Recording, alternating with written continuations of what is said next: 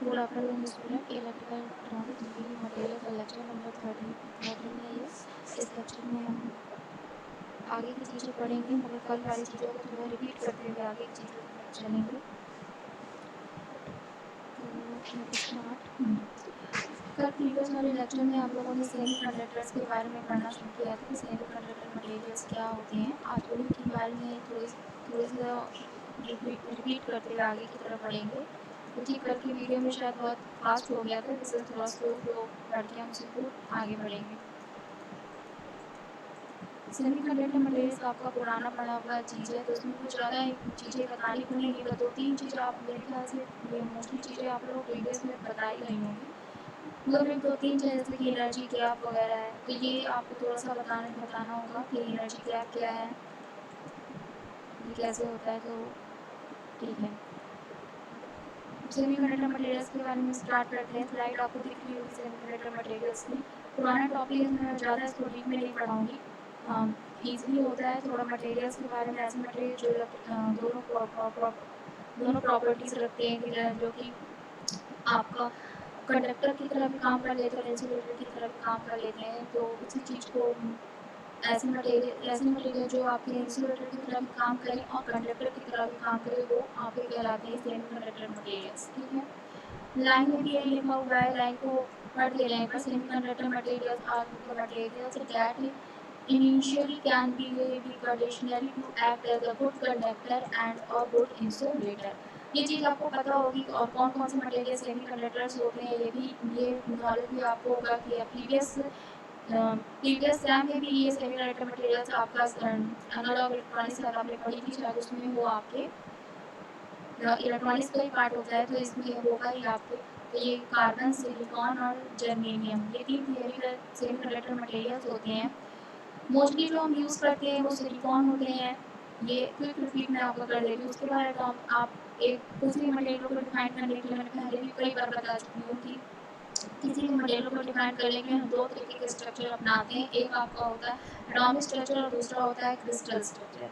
ठीक है, तो ये एटॉमिक स्ट्रक्चर आपको मैंने कल भी एक्सप्लेन कर दिया था वीडियो में, आज भी बता दे रही हूँ। आपने सिलिकॉन का लिया है, एटॉमिक नंबर 14 होता है, आउटर मोस्ट शेल में 4 इलेक्ट्रॉन होते हैं, बैलेंसिंग 4 इलेक्ट्रॉन की होती है।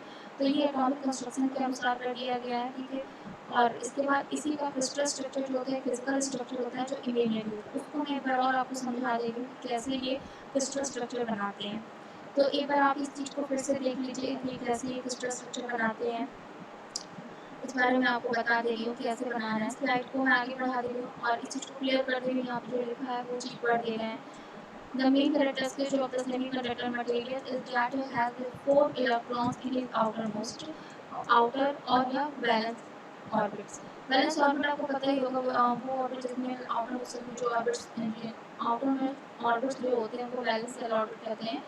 ठीक है, तो ये मैं आगे आपको चीज़ बता रही हूँ। क्रिस्टल लैटिस स्ट्रक्चर, ये एक आपको पता भी शायद होगा क्योंकि केमिस्ट्री में भी आता है, मगर फिर भी एक बार मैं आपको ये समझा रही हूँ कि कैसे ये बनते हैं। इनका फिजिकल डायग्राम या फिजिकल कंस्ट्रक्शन कैसा है, इन क्रिस्टल लैटिस स्ट्रक्चर का वो बता रहे हैं। पीछे मैं स्लाइड करके आपको ये चीज़ दिखा दे रही हूँ। पीछे वाली स्लाइड में अभी आपने ये चीज़ देखा कि ये एक एटम है, ये एक एटम है SI का। ठीक है, सिलिकॉन का एक एटम, इसका आउटर मोस्ट जिसका एटॉमिक कॉन्फ़िगरेशन ऐसा बना हुआ है। ठीक है, अगर ऐसे ही हम कई एटम्स ले लें, ऐसे ही हम कई एटम्स ले लें सिलिकॉन के और सबके आउटर मोस्ट शेल में 4 इलेक्ट्रॉन्स हैं, ये आपको पता है। ठीक है, तो आपको ये भी पता होगा कि आउटर मोस्ट सेल में 8 इलेक्ट्रॉन्स को फुलफिल करता है एक आउटर मोस्ट सेल में, क्योंकि 8 इलेक्ट्रॉन्स उसमें होने चाहिए। मगर अभी आउटर मोस्ट सेल में सिलिकॉन के कितने इलेक्ट्रॉन्स हैं? 4 इलेक्ट्रॉन्स हैं। तो हमको किसी भी तरीके से उनको क्या करना है, 8 इलेक्ट्रॉन्स में कन्वर्ट करना है, उनको इलेक्ट्रॉन्स देने हैं या उनसे लेने हैं, ये भी आप कह सकते हैं। तो सबसे पहली बात कि हम क्या करेंगे, सिलिकॉन के ही हम बहुत से एटम्स लेंगे और वो एटम्स क्या करेंगे, अपने आउटर मोस्ट शेल में, देखिए यहाँ पे दिखा भी दिया है, 4 इलेक्ट्रॉन होते हैं। हमने हर सिलिकॉन एटम अपने एक बगल वाले सिलिकॉन से बॉन्डिंग कर ली है। तो ये जो बॉन्डिंग कर रहा है यहाँ पे, ये जो आपको दिखाया जा रहा है, ये जो बॉन्डिंग कर रहा है, कोवैलेंट बॉन्ड बोल दिए अपना। कोवेलेंट बॉन्ड बोल दिया। ये सेल को आप आउटर ऑर्बिट या बैलेंस सेल बोल सकते हैं, जो ये लास्ट का सेल को दिखाया गया है, क्योंकि लास्ट के सेल में इलेक्ट्रॉन्स फ्री होते हैं। अंदर वाले में तो फ्री नहीं हो जाएंगे ना, लास्ट वाले ही सेल में इलेक्ट्रॉन्स फ्री होते हैं। ठीक है, तो ये सारे जो आपका ये सब जब एक दूसरे से इलेक्ट्रॉन साझा कर लेंगे एक दूसरे से, तो ये अपनी एग्जिट पोजीशन पे हैं, मतलब कि इन्होंने एक आप अगर ये कहने का मेरा ये बस सेंस है कि वो अपने आप को क्या कर ले, बाउंड्री एक दूसरे से कनेक्ट कर लिए हैं। तो अगर आप फ्रंट व्यू देखेंगे, फ्रंट व्यू आपको दिखेगा तो कुछ इस तरह का कंस्ट्रक्शन आपको दिखेगा। ये कंस्ट्रक्शन, ये आपका फ्रंट व्यू जो है, ये कंस्ट्रक्शन अगर आपको इस 2D डायमेंशन में सामने से फ्रंट देखना है, तो आपको ये जो कंस्ट्रक्शन दिख रहा है, उस कंस्ट्रक्शन को बोलते हैं हम क्रिस्टल लैटिस स्ट्रक्चर। इसमें क्या है, जो इलेक्ट्रॉन्स हैं आपके, वो खुद में बॉन्डेड करके एक स्ट्रक्चर तैयार करते हैं। ये चीज़ थोड़ी सी क्लियर आपको नेक्स्ट वाले डायग्राम में होगी। जो पहला वाला था वो आपका था एटॉमिक स्ट्रक्चर एक सिंगल एसआई का, ठीक है। अब उसी तरीके के कई एसआई जब बॉन्ड अपना बना लेंगे तो एक कुछ इस तरह का, मतलब कुछ इस तरह की फ्रंट व्यू आपको दिखेगी। ये फ्रंट व्यू देखने में आपको लग रही होगी जैसे कि रेक्टेंगल है, मगर ये फ्रंट व्यू है। इस ये फ्रंट व्यू से एक दूसरे से जो आपके इलेक्ट्रॉन से बॉन्डिंग कर रहे हैं, ये बॉन्डिंग जो एक दूसरे से कर रहे हैं, यही पूरी स्ट्रक्चर की बॉन्डिंग जो होगी, कोवेलेंट बॉन्ड बनाती है, तो उससे जो स्ट्रक्चर तैयार होता है एक सॉलिड फ्रेम पे। सॉलिड फ्रेम पे हम सॉलिड चीज़ों की पढ़ाई कर रहे हैं, मतलब सॉलिड चीज़ें हम समझ, सॉलिड मटेरियल्स की हम स्टडी करते हैं। इलेक्ट्रिकल इलेक्ट्रॉनिक्स में हम सिलिकॉन का भी सॉलिड रूप लेते हैं, उसकी स्टडी करते हैं। तो इसके यहाँ पे जो ये स्ट्रक्चर बन रहा है वो कुछ इस तरह का आपको फ्रंट व्यू से दिखेगा। तो ये पूरा स्ट्रक्चर जो आपका बन के आएगा उसको लैटिस स्ट्रक्चर कहते हैं। यहाँ पे ये चीज़ डिफाइन भी की गई है, मैं पढ़ दे रही हूँ इसके लिए आपको, और समझा भी दे रही हूँ कैसे ये चीज़ डिफाइंड, क्या बोला जा रहा है इस चीज़ में, क्या चीज़ इसमें बोला जा रहा है, मैं वो भी आपको बता दे रही हूँ क्या बोला जा रहा है। एक मिनट।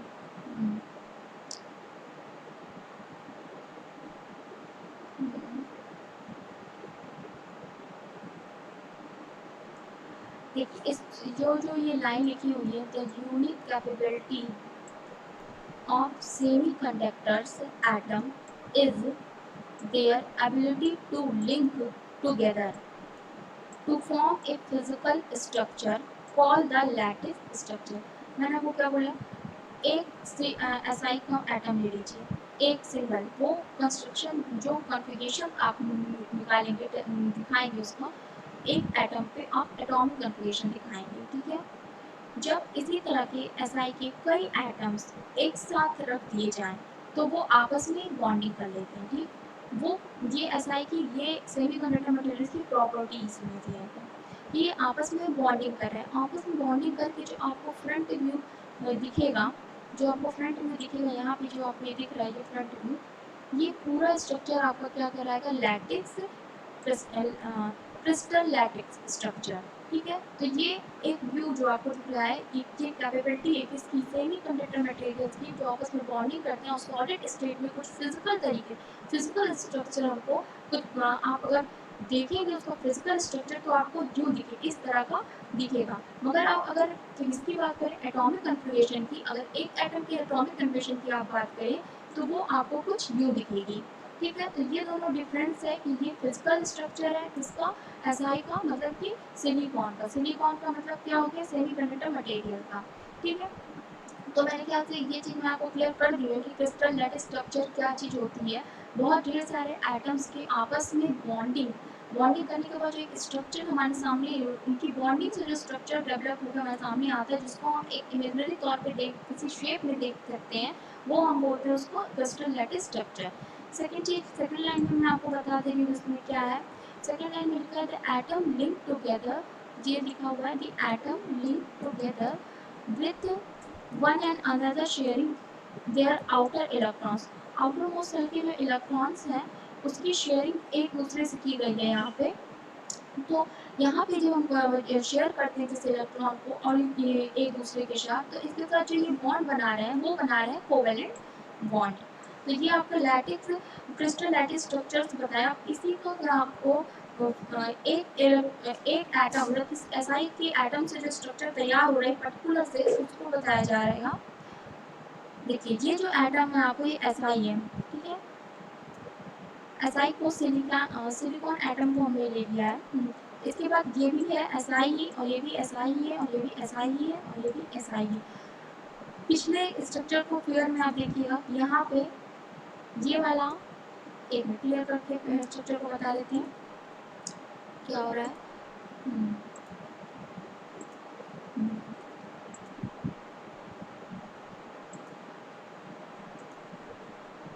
इस स्ट्रक्चर को हमको समझना है, तो इस स्लाइड को पीछे करके बता रहे हैं कि यहाँ पे ये वाला जो एटम है आपका वो सिलिकॉन का है, ये भी एटम सिलिकॉन का ही है और ये भी एटम सिलिकॉन के, जितने भी पिंक कलर के एटम है वो सारे ही सिलिकॉन के हैं।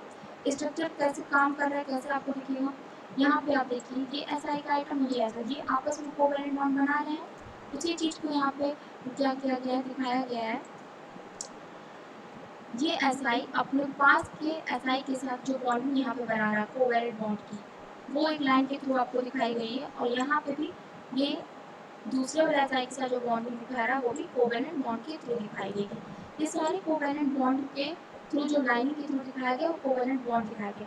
इन कोवैलेंट बॉन्ड को अगर हम एक डॉटेड लाइन से मिलाते हैं तो कुछ क्यूब की तरह का स्ट्रक्चर हमारा तैयार होकर दिखता है। ये है आपका क्रॉस सेक्शनल व्यू है, cross sectional view of SI का सॉलिड स्टेट में है, क्रिस्टल लैटिस में।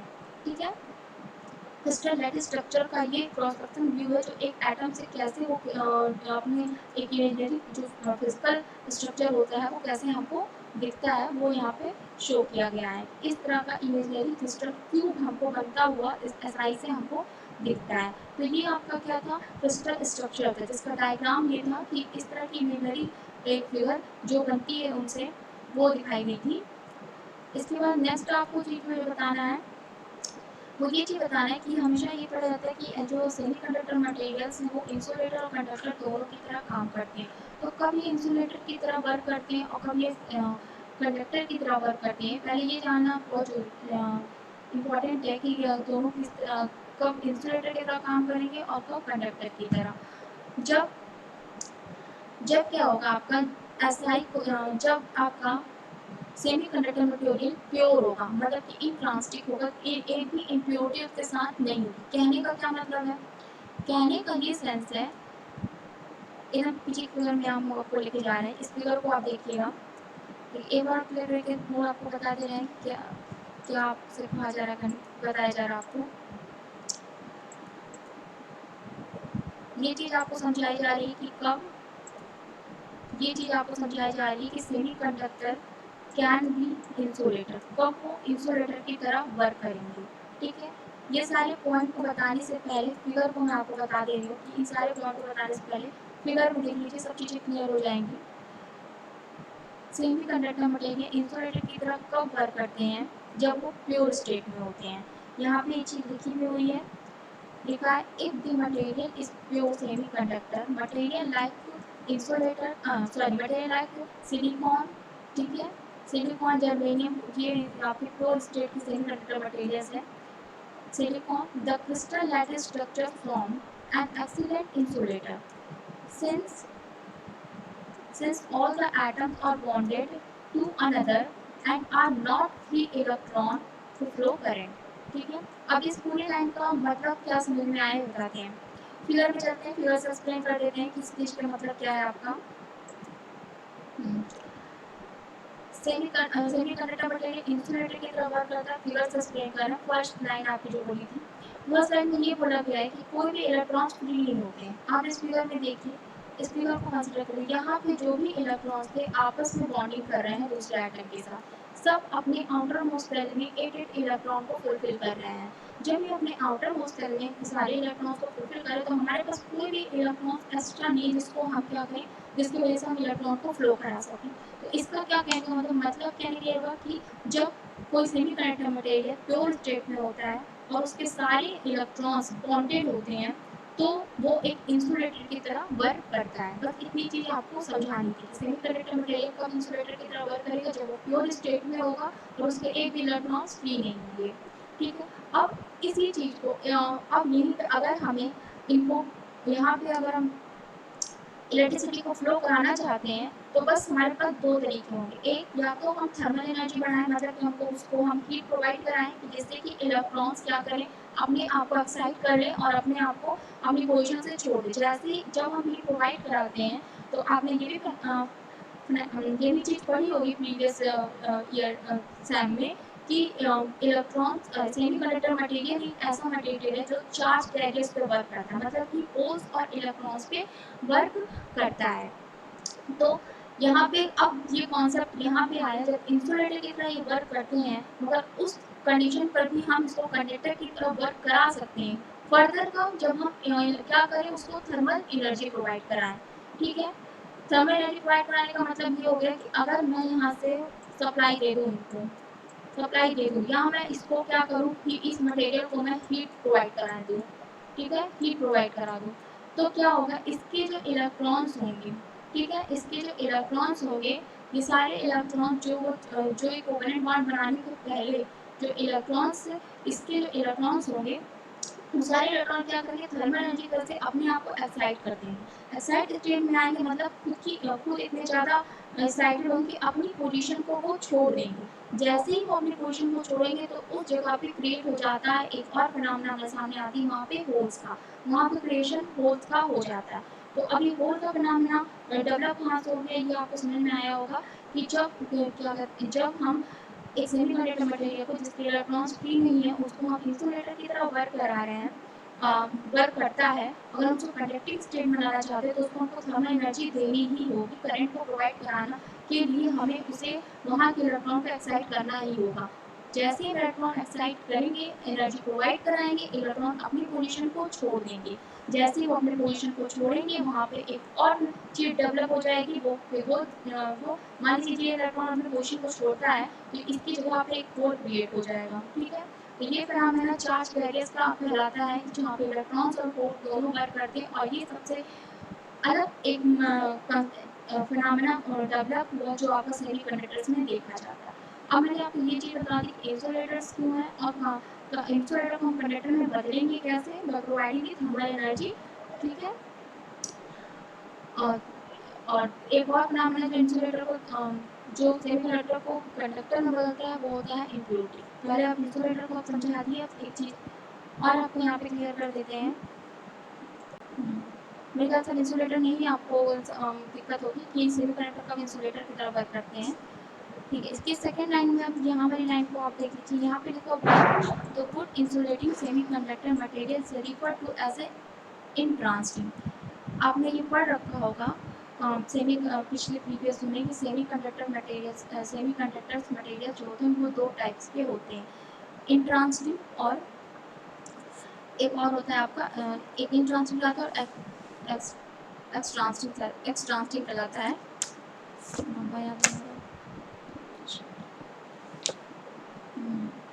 एक्सट्रांसिटिव कहलाता है, सही कंफ्यूजन हो रहा है। ठीक है, तो यहाँ पे आपने जो इंट्रांसिटिव मटेरियल को हम प्योरली सेमीकंडक्टर मटेरियल्स होंगे जो इंसुलेटर की तरह वर्क करेंगे।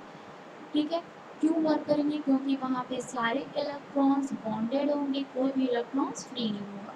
और जब तक इलेक्ट्रॉन्स फ्री नहीं होगा तो आप ये सब चीज़ पढ़ चुके हैं कि current will be flow only the flow of electrons. तो इलेक्ट्रॉन फ्लो नहीं होंगे तो वो इंसुलेटर की तरह होगा। और उस इंसुलेटर को, उस सेमीकंडक्टर मटेरियल को अगर हमको कंडक्टर की तरह वर्क कराना है तो हाई एनर्जी प्रोवाइड कराइए, थर्मल एनर्जी हाई प्रोवाइड कराइए, एनर्जी प्रोवाइड कराएंगे, इलेक्ट्रॉन एक्साइट कर जाएंगे और एक्साइट करने के बाद वहाँ पे होल्स क्रिएट होगा। ये फिनोमेना कहलाएगा आपका चार्ज कैरियर, और वो आपका सेमीकंडक्टर मटेरियल क्या होगा, कंडक्टर की तरह काम करने लगेगा। ठीक है, थर्ड लाइन में आपको यहाँ पे फिर क्लियर कर बता दे रही हूँ क्या है ये चीज़। थर्ड में लिखा होगा since the outer valence electron of each atom are tightly bonded. वही बात लिखी हुई है कि कोई भी इलेक्ट्रॉन्स फ्री नहीं होंगे तो आपकी करंट फ्लो नहीं करेगी। एक पूरा पढ़ देंगे, एक चीज़ और इसमें लिखा होगा since the outer valence electron of each atoms are tightly bounded together with another, the electrons are difficult to flow for the current। Fourth line आपकी यहाँ पे लिखी है the silicon in this form is the great insulator. pure intransitive semiconductor is a good insulator। Fifth लिखा हुआ है आपका semiconductor materials often use for insulator. Insulator की तरह यूज किए जाते हैं कब, जब इलेक्ट्रॉन्स फ्री नहीं होते। तो मेरे ख्याल से इंसुलेटर आपको समझ में आ गया होगा कि सेमीकंडक्टर मटेरियल कब इंसुलेटर की तरह यूज किया जाता है। ठीक है, ये चीज़ समझने के बाद मैं आपको एक चीज़ और इसमें एक चीज़ बताना चाह रही हूँ कि कब सेमीकंडक्टर मटेरियल कंडक्टर की तरह यूज किया जाता है। तो इंसुलेटर क्लियर हो गया होगा। कंडक्टर आपको बता दे रहे हैं कब कंडक्टर की तरह इसको यूज किया जाता है। तो नेक्स्ट स्लाइड पे चलते हैं। ठीक है, मैंने अभी आपको एक चीज़ बोला था इंसुलेटर में ही, जब हम सेमीकंडक्टर को इंसुलेटर की तरह बता रहे थे तभी वो चीज़ बोला था कि कोई भी सेमीकंडक्टर अगर प्योर स्टेट में अगर उसको कंडक्टर की तरह वर्क कराना है तो या तो हम उसको थर्मल एनर्जी प्रोवाइड कराएंगे हाई, या करेंगे डॉपिंग। डॉपिंग मतलब क्या हो गया, सबसे पहले ये चीज़ समझ लेते हैं क्या होता है। तो कहने का ये मतलब हो गया कि हम मेरे पास प्योर एस आई है, ठीक है, मैं क्या करूँ दूसरा एक एटम लाऊं जिसके पास 3 इलेक्ट्रॉन्स हों। तो कहने का मतलब अगर मान लीजिए आपके पास एक रेड कलर है और आप उसमें अगर ब्लैक कलर आके मिक्स करेंगे तो वो प्रोसेस कहलाता है डॉपिंग। मतलब कि हम क्या कर रहे हैं, अगर हम इस एस आई में हम एक इम्प्योरिटी बना रहे हैं, एक फ्री इलेक्ट्रॉन्स लाने के लिए हम एक दूसरा मटेरियल को यूज़ कर रहे हैं, उसमें मिला रहे हैं, तो उस प्रोसेस को हम बोलते हैं डॉपिंग। ठीक है, तो यहाँ पे ये चीज़ लिखी भी हुई है बहुत क्लियर तरीके से। टू मेक यहाँ पे मैं पढ़ देती हूँ, to make the semiconductor electricity another atoms for the impurity but impurity must be added. अगर दो प्रोसेस मैंने बताया कि आप कंडक्टर सेमी कंडक्टर को कंडक्टर कैसे बनाने का दो प्रोसेस है, एक थर्मल एनर्जी को हाई करना मतलब कि हाई हीट प्रोवाइड कराइए, दूसरा क्या करना, किसी दूसरे मटेरियल को ला के उस सेमी कंडक्टर मटेरियल में इन्वॉल्व कर देना, मिला देना, किसी दूसरे मटेरियल का ला के उस सेमी कंडक्टर मटेरियल में मिलाना की क्रिया को हम बोलते हैं डॉपिंग। ठीक है, इसको बोलते हैं डॉपिंग। अब दूसरा मटेरियल कुछ इम्प्योरिटी लाएगा, मतलब अपने साथ 3 इलेक्ट्रॉन्स लाएगा। ठीक है,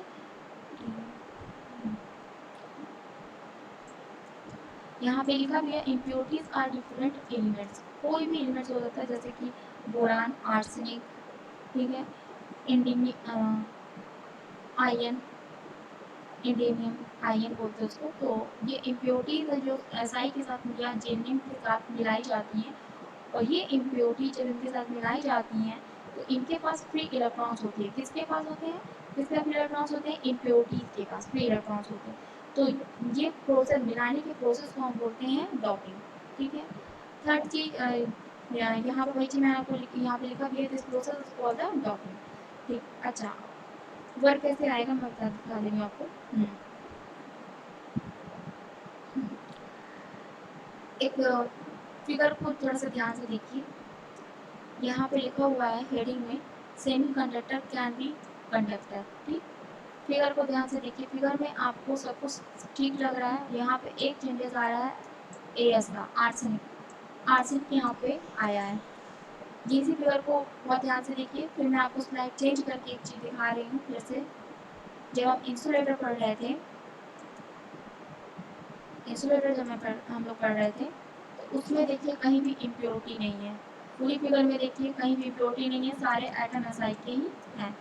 ठीक है, अब आपके लिए क्लियर हो गया होगा। इंसुलेटर के लिए जब सेमी इंसुलेटर का वर्क करेगा कोई भी इम्प्योरिटी नहीं होगी। Pure pure pure form of semi conductor material जो भी होंगे वो इंसुलेटर की तरह वर्क करेंगे, क्योंकि इनके पास इलेक्ट्रॉन्स फ्री नहीं होते हैं। ठीक, यहाँ पे देखिए SI semi conductor can be conductor.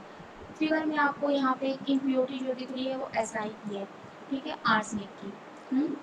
Arsenic की इम्प्योरिटी यहाँ पे आपको दिख रही है। अब एक चीज़ मैं आपको और बताऊंगी, इन ट्रांसटिक सेमी कंडक्टर मटेरियल्स के अंदर आते हैं ये, ठीक है, इम्प्योरिटीज।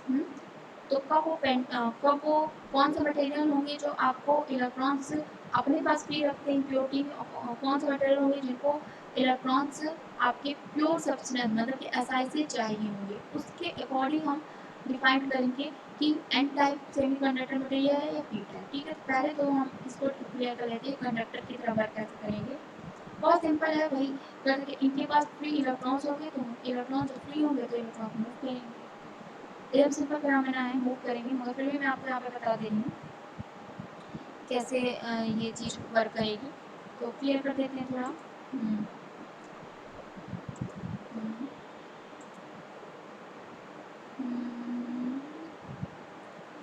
क्लियर कर दे रहे हैं थोड़ा सा आपको। चलिए कंडक्टर की रबर कैसे करेगी, यहाँ पे एक सेंटेंस लिखा हुआ है, एन इम्प्योरिटी और एलिमेंट लाइक आर्सेनिक। इम्प्योरिटी हमको लेनी, कौन से एलिमेंट की लेनी, आर्सेनिक। आर्सेनिक की, आर्सेनिक एलिमेंट है जो इसमें इम्प्योरिटी, जो इम्प्योरिटी एलिमेंट कहलाता है जिसके पास 3 इलेक्ट्रॉन्स है। ठीक है, एक चीज और लिखा हुआ है यहाँ पे कि आर्सेनिक हैज 5 वैलेंस इलेक्ट्रॉन्स। मतलब आर्सेनिक, ये जो है मेटेरियल आर्सेनिक वाला, ये वाला, एक सेकेंड, ये आर्सेनिक है, इसके आउटर मोस्ट शेल में 5 इलेक्ट्रॉन है। दिखा दे कैसे, 1, बॉन्डिंग को भी आप कंसीडर मत करिए एकदम, 1 2 3 4 और 5 इलेक्ट्रॉन इसके आउटर मोस्ट शेल में होगा। ठीक, इसके बाद क्या करें, इसके बाद 5 इलेक्ट्रॉन है, मतलब एक इलेक्ट्रॉन हमारे पास अभी भी ज़्यादा है जो क्या कर सकता है, इलेक्ट्रिसिटी को फ्लो करा सकता है। बाकी सारे तो बाउंडेड है। ठीक है, ऐसा ही आपका चर्चर के साथ सबके साथ बॉन्डिंग करो, इसके साथ जो एक फ्री इलेक्ट्रॉन्स होंगे वहीं पे होल का फिनोमेना आएगा।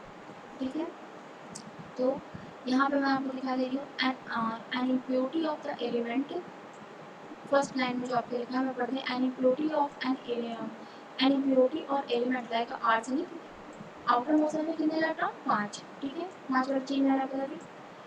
सेकेंड चीज बता दें, एडिंग द आर्सेनिक। ठीक है, प्रोसेस को मैंने पहले ही डिफाइन कर दिया था कि प्योर एसआई में अगर आप कोई भी ऐसा मटेरियल मिलाएंगे जिसके पास या तो फ्री इलेक्ट्रॉन्स हैं या वो इलेक्ट्रॉन्स को लेना चाहता है, तो वो आपकी वो प्रोसेस आपका मिलाने, उनके साथ बॉन्डिंग करने का जो प्रोसेस है वो डॉपिंग कहलाएगा। ठीक है, वही चीज़ इसमें लिखा हुआ है, adding the arsenic doping will be allowed to four of the arsenic valence electron to bonded with the neighbors of silicon atom। 4 के साथ बॉन्डिंग कर लिया जो भी आसपास के ये 5 के इलेक्ट्रॉन्स हैं, इसके साथ इसके साथ इसके साथ 4 की बॉन्डिंग हो गई। एक इलेक्ट्रॉन आपका एक्स्ट्रा है जो अभी फ्री है और वही आपके इलेक्ट्रिसिटी को फ्लो कराने के काम आएगा। स्ट्रक्चर में भी साफ लिखा हुआ है कि outer orbit of valence system, यहाँ पे देखिए, यहाँ पे जो एक एरो दिखा रहा है, extra electron for current flow, वही जो एक इलेक्ट्रॉन जो बॉन्डिंग नहीं इससे हो पा रही है वही आपकी इलेक्ट्रिसिटी को फ्लो कराएगा। ठीक, सेकेंड चीज क्या होगी, the one of the electron left over the each arsenic atoms becomes available to contact with current flow. जो इलेक्ट्रॉन्स फ्री होंगे आर्सेनिक के, वो इलेक्ट्रॉन को फ्लो कराएंगे थर्ड चीज में, ये चीज। तो बेसिकली छोटे से कहने का मतलब यहाँ पे सिर्फ समझाने का इतना है कि एक सेमी कंडक्टर मटेरियल कंडक्टर की तरह वर्क करेगा दो कंडीशंस में, थर्मल एनर्जी को इंक्रीज करने पे, और सेकेंड चीज आपकी जो होगी वो आपकी होगी क्या, थर्मल एनर्जी को इंक्रीज करने पर, सेकेंड चीज क्या होगी, इम्प्योरिटी को मिलाने पे। इम्प्योरिटी को मिलाने पे हमको एनर्जी को उतना इंक्रीज नहीं करना पड़ेगा क्योंकि जो इम्प्योरिटी हम मिला रहे हैं उसके पास फ्री इलेक्ट्रॉन्स हैं या उसके पास इलेक्ट्रॉन्स कम है, तो एक इलेक्ट्रॉन हो जाए तो वो एसआई से लेगा और या तो एसआई को एसआई की बॉन्डिंग करने के बाद भी फ्री इलेक्ट्रॉन से उसके पास रह जाएंगे। आर्सेनिक के पास 5 होते हैं, 5 आउटर मोस्ट शेल में होते हैं। अगर बोरान की बात करें तो वहाँ पे 3 ही आउटर मोस्ट शेल में इलेक्ट्रॉन्स होते हैं। आगे देखते हैं, तो सिंपल और सीधा कॉन्सेप्ट जो हमारे दिमाग में बैठा वो ये बैठा कि सेमी कंडक्टर मटेरियल इंसुलेटर तब है जब उनके पास इंसुलेटर तब कराएंगे जब इलेक्ट्रॉन्स उनके पास फ्री होंगे, सारे इलेक्ट्रॉन अपने आप को बॉन्डेड कर रखेंगे, तो यहीं से हम उसको फ्री नहीं कर सकते, तो इंसुलेटर की तरह वर्क करेंगे। सेकंड जो मेन इसका पॉइंट है वो ये है कि अगर हम कंडक्टर की तरह वर्क कराना चाहते हैं तो हम एनर्जी को हम हाई कर देंगे।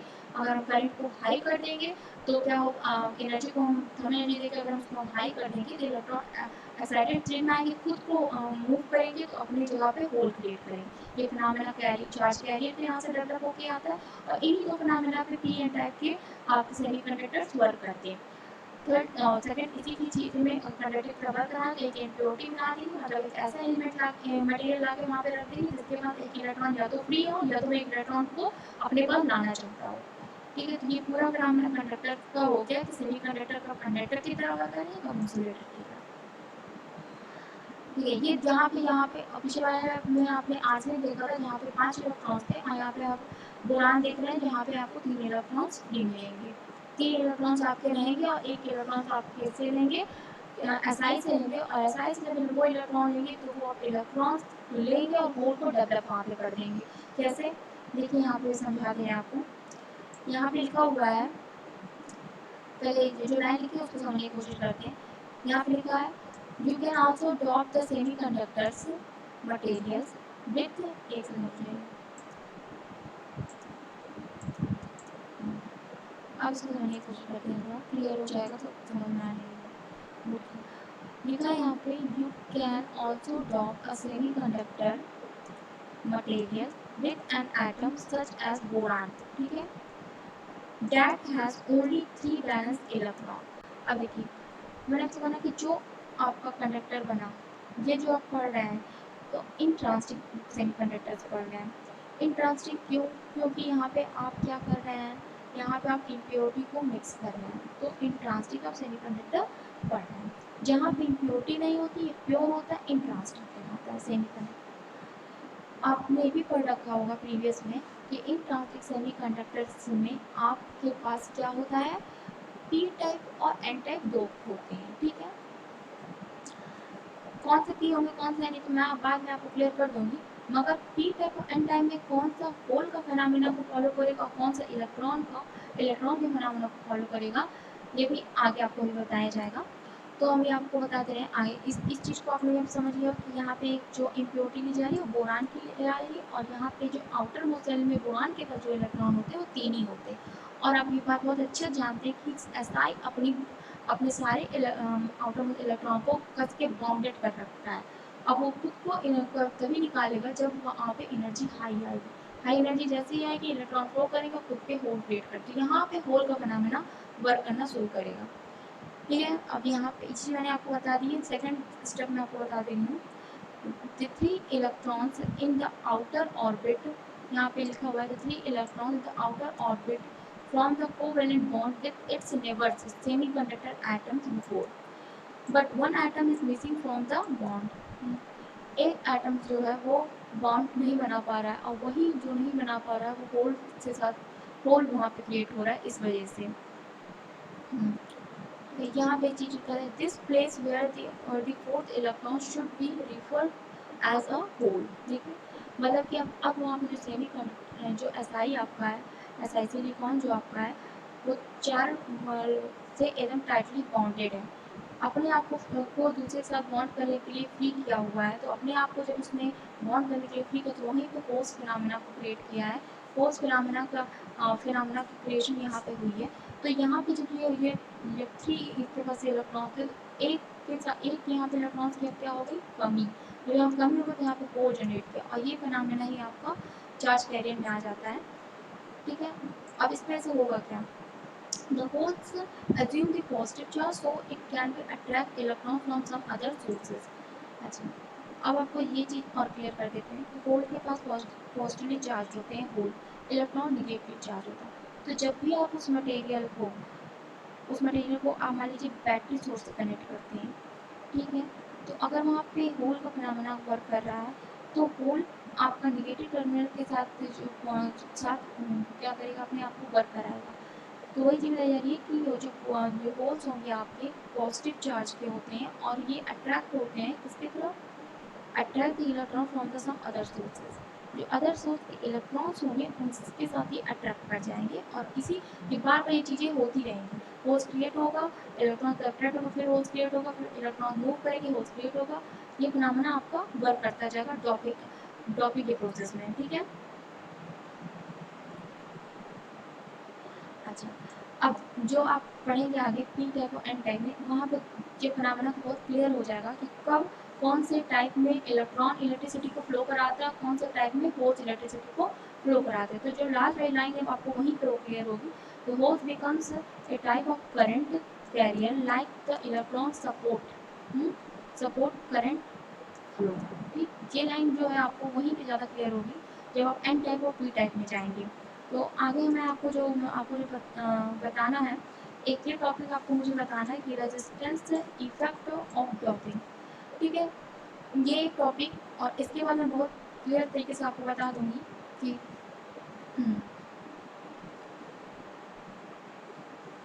ये मैं आपको ऑलरेडी बता चुकी हूँ। तो इसको यहाँ पे एक चीज़ इसको एन टाइप और पी टाइप को एक्सप्लेन करना है, वो मैं कर दूँगी आगे। यहाँ पे मैं आपको एक चीज़ बता देती हूँ कि यहाँ पे ये जो नाम ने लिखा है current flow in an type semiconductors. देखिए, एन टाइप सेमीकंडक्टर्स में इलेक्ट्रॉन के माध्यम से करंट फ्लो होता है और पी टाइप में आपका होल्स के माध्यम से करंट फ्लो होता है। तो ठीक है, तो ये फिर को मैं एक्सप्लेन कर दूंगी आपको नेक्स्ट लेक्चर में। नेक्स्ट लेक्चर जो आपका आएगा तो उसमें मैं ये पूरी चीज़ें कि होल कैसे इलेक्ट्रॉन्स करंट फ्लो करा रहे हैं और इलेक्ट्रॉन्स कैसे करंट फ्लो कराते हैं, पी टाइप में और एन टाइप में कैसे होता है, दोनों चीज़ें मैं आपको बता दूंगी। एक चीज़ मोटी सी याद रखिए कि पी टाइप सेमीकंडक्टर्स होल्स के थ्रू करंट को फ्लो कराते हैं और एन टाइप के इलेक्ट्रॉन्स के थ्रू कराते हैं। तो ये चीज़ आपको मैं नेक्स्ट लेक्चर में ही बताऊंगी कि कैसे फ्लो कराते हैं। आज के लिए फिलहाल इतना ही। आई होप आप लोगों को पसंद आया होगा। Thank you.